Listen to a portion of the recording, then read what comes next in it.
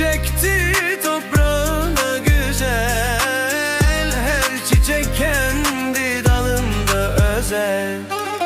Aşk bu illet işte, sürükledi beni en uzak yere.